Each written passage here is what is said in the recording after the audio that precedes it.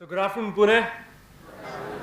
Before I begin, I must thank TEDx and the entire team of SCIT for putting this together. I know the effort that goes in, but round of applause to you guys now.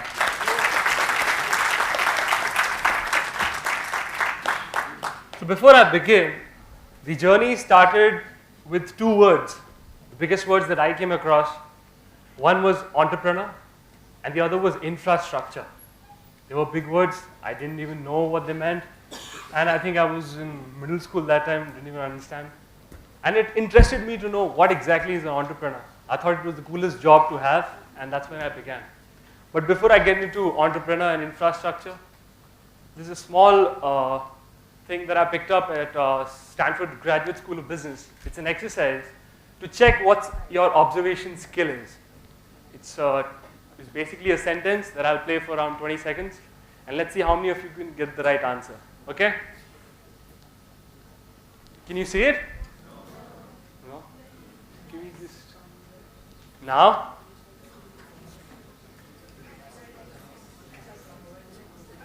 Actually, it's my fault. It should be in black, but it's in yellow. But okay.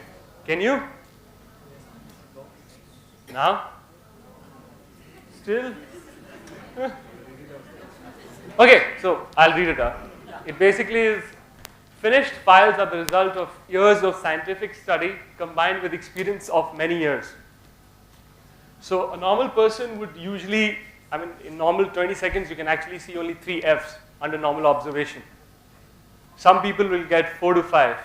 But the actual answer is this Mane sir. He'll tell us the right answer. It is 6. So there are 6 Fs in the sentence, if you look closely. So here itself we see, observation matters. That's where entrepreneurship begins. Observe things. Then you will learn. Then only you can begin.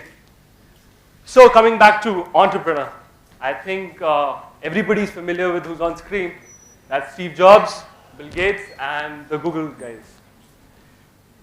Their story is they started something original. They started something that they believed in at a time that nobody did, and created something and gave to us a product that lasted throughout time, and went on to become the biggest entrepreneurs of their time. But the next slide is of people who innovated, who took entrepreneurship to a different level. Richard Branson had roughly around 200 failed businesses to come to where he is. This guy right here, Ritesh Agarwal, he's the founder of Oyo Rooms. He took a $25 billion on a company called Airbnb and made it in India. And today it's almost, I think he's almost have a valuation of $1 billion. And this guy is my favorite. He is Elon Musk. So, apart from that, he created Tesla.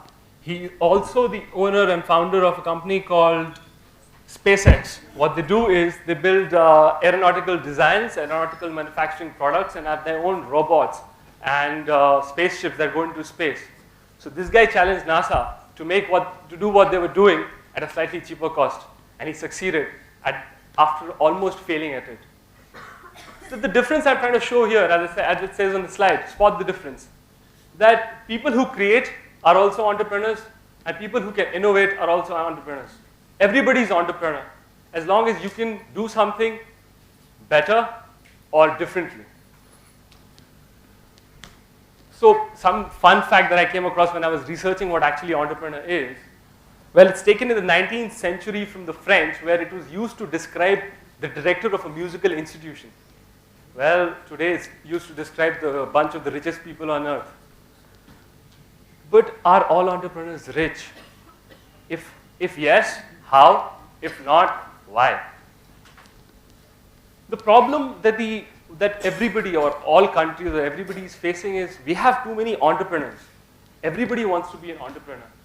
But the 3 Ds, that's what a great business professor once told me. The 3 Ds of entrepreneurship is discipline, determination, and drive. If you have the right discipline, if you have the right determination, and if you have the drive to become a businessman anywhere across the globe, it could be a small shop, it could be the biggest of the ideas. These 3 things are the key markers of becoming an entrepreneur. I'll tell you a fun fact. In 2000, I don't think you can see the chart, but in 2008, we had 10,000 entrepreneurs in India. In 2010, we had 50,000 entrepreneurs in India. In 2015, we have 1 million entrepreneurs in India. How many of them are actually successful? Why aren't they successful? Why are they successful? Ask yourself these questions. So during my stint with entrepreneurship, there are 5 things I found which are the biggest difficulties that came across. I call them the 5 ordeals of entrepreneurship. The first, I call it the Pandoras Box. The second, okay, forgive my language, but it's don't be a schmuck, be a douche. The third is create value. Fourth is generate revenue. And fifth, which I am actually doing, is infrastructure as a business. So let's start with Pandora's Box. Well, Pandora's Box is not actually a magical box, it's human brain, the most complicated machine that we know. My question here is it the key to all solution or the origin of all problems? All the questions that you've ever asked start from here, and everybody will tell you the answer lies here. But where? Do we have to do a surgery to find the answer? Or do we just observe, look around, ask the right questions, find the right answers, connect the dots? That's the answer. That's the importance of understanding the brain as a box that has all the answers and all the questions. Just join them together. The second, again, forgive my language. So the definition of a schmuck, according to me, is somebody who's smug, somebody who doesn't want to learn anymore, somebody who's become complacent. He thinks he knows everything. Whereas the douche is somebody who's stupid, considered as a buffoon, but at least having the willingness to learn. So I think in today's time and age, it's better to be stupid than to be somebody who knows everything. That's why my first point here is being stupid a virtue worth having? Ask yourself this question. Don't think stupidity just in terms of making mistakes, but being stupid enough to learn. The second is, actually a professor told me this one, is the IK syndrome. So it's not exactly a disease. It's when a professor tells you something or somebody tells you something and you say, I know what you're talking about, I know. So that's the problem. Don't ever put yourself through that process where you're always saying, I know. Trust me, you don't. If you knew, then you would be somewhere else. And the biggest observation here is how the biggest mistakes of somebody's life lead to the biggest evolutions. Think about the telephone, think about the light bulb. These people were not even trying to create those things. They just stumbled upon it by making mistakes. So give yourself the power of making mistakes. Allow yourself to make mistakes. Maybe they'll lead to something better. But empower yourself with 2 things. 1, decision making. Everybody should be a decision maker. And everybody should have the power to make mistakes. That's how you learn. That's how everybody learns. There is no other process. The third point, which I'm sure, since we are in a business school and everybody knows what creating value and generating revenue is, but is there a formula? Is there something that says X plus Y is equal to Z and then we know how to create value, how to do everything, generate revenue? No, there isn't. It doesn't exist. Then what do we do? How do we go from inception to execution? How do we, start off? Everybody has an idea. How do you go from an idea to a generating business? Well, the first thing is any idea, any process that you have, learn to quantify everything. Quantify it. If you can quantify it, then only you can increase the value of that. If you can't quantify it, you cannot increase or decrease the value of that. So quantify things. It helps out. As far as creating value, today's biggest tools, as many of the people before me who've spoken have told you, the importance of social media. Today, all the running businesses are using social media as the biggest marketing tool, also a tool for generating revenue.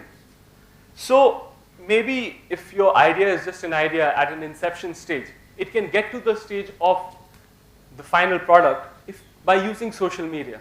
The importance of social media is not just to look at things, to have a blog, to have a website, to have things. How do you take a product or an idea in your mind and make that into a finished business?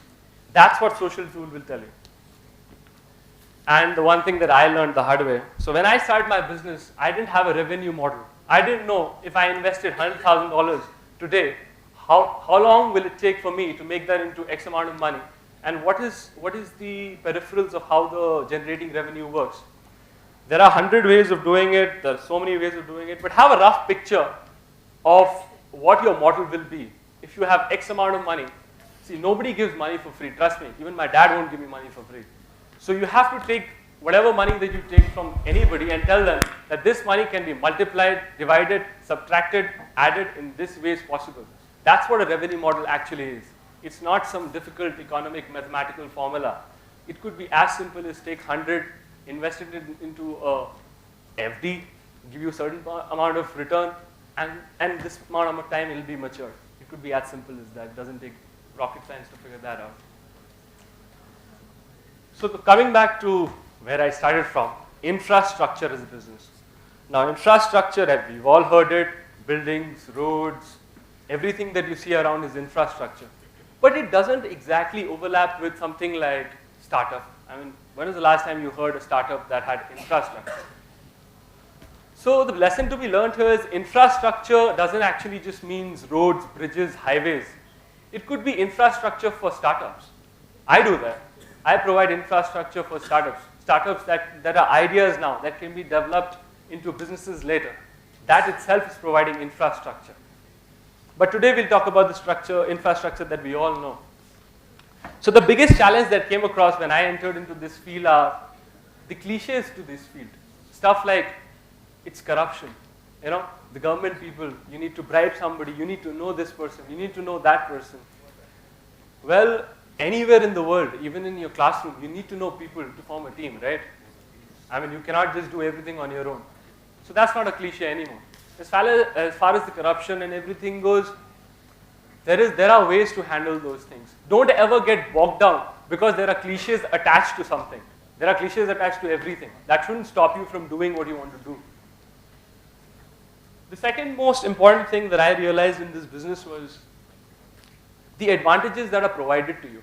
In today's times, we've all heard of Make in India and Swachh Bharat and all these things.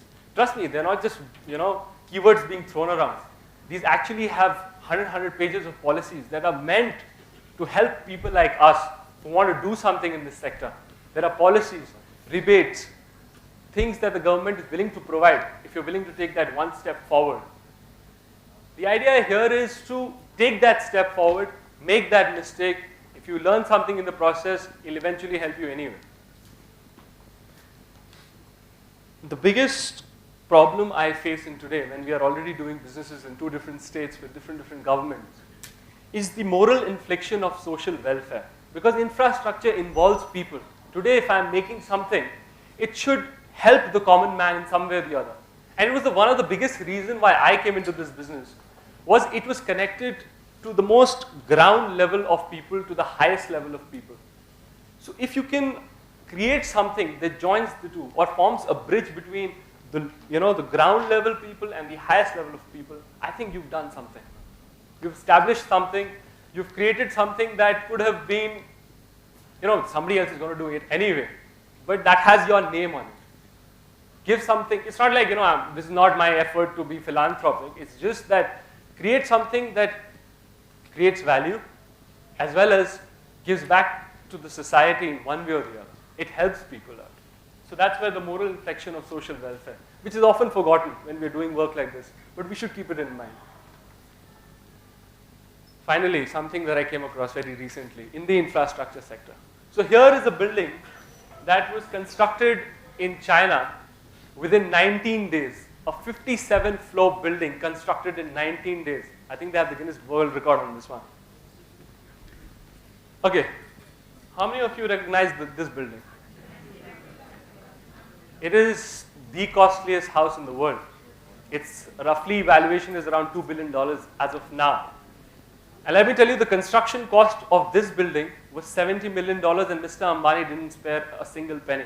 He put in all he could. Yet a 27-floor building took him 3.5 years to construct. I think the lesson here to be learned is, where are we going wrong? What are the processes? With all the technology that is there in the world, why is it taking us more time? And what can we do to be more efficient? If you can be more efficient, trust me, you can create value, you can create a business. See, entrepreneurship is not rocket science. It's just about connecting dots. And as Steve Jobs often said, if you stay hungry, stay foolish. So don't be foolish. Just take that step forward, take that plunge. With that, I'll come to the one video that inspired me, encouraged me, and I hope it'll encourage you as well. Can we switch off the lights?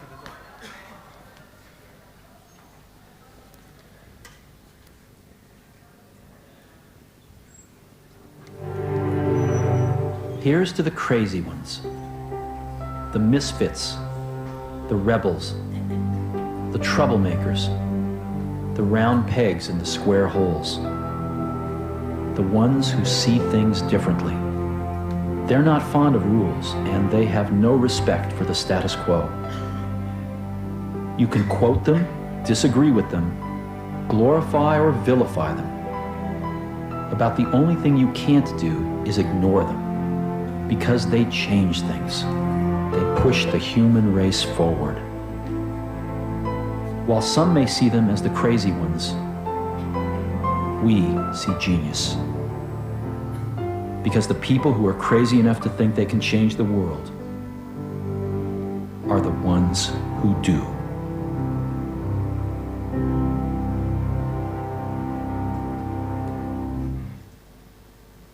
Thank you.